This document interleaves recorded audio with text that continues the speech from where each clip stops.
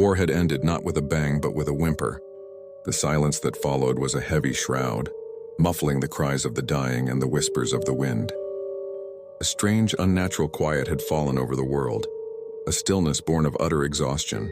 The air itself seemed to weep, thick with the scent of ozone, burnt wood, and the bitter tang of decay.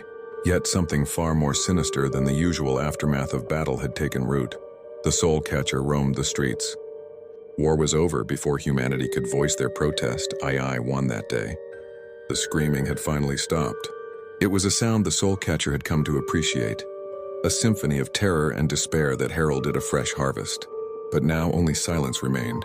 A new cold had fallen over the broken world, a different kind of death.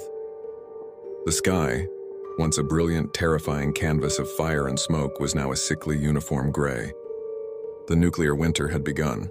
Snow, not of water but of ash and radiation, drifted down, blanketing the ruins of the world in a silent, poisonous shroud. The soul catcher raised his gaunt face to the sky, letting the flakes settle on his skin.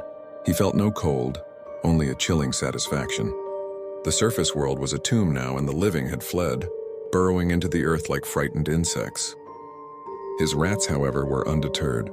Their glowing red eyes pierced the swirling gray haze, their noses twitching as they followed the trails of fading life force. The scents were fainter now, buried under layers of frozen ash and the stench of decay. But the rats were relentless. They led him to a small hidden entrance, a crack in the foundation of what was once a grand cathedral.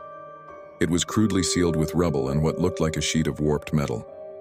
The soul catcher smiled, a dry, unsettling sound like rustling leaves. He knelt and placed a hand on the cold ground. He felt them there, a cluster of flickering lights deep below. Their souls were small and dim, a testament to their fear and the meager lives they now led. They thought they had escaped. They thought the darkness of the earth would protect them. He would show them it was just another kind of grave. He gestured to his army of rats. With a unified chitter, they began to scurry, their claws scraping against the stone and metal. They found the weakest points, the tiny cracks, and began to gnaw and scratch, their teeth like diamond drills. The sound, a constant grating hiss, echoed through the silence of the winter. Deep below, in the cramped, airless tunnels they now called home, the survivors heard it. At first they thought it was the wind, a mournful cry from the world above, but the sound grew louder, more insistent. It was a scratching, a tearing, a sound that spoke of a patient, malevolent hunger. They looked at each other, their faces pale in the dim light of their battery-powered lamps. They knew that sound. It was the sound of the soul catcher's rat army. The war had ended, but death had not.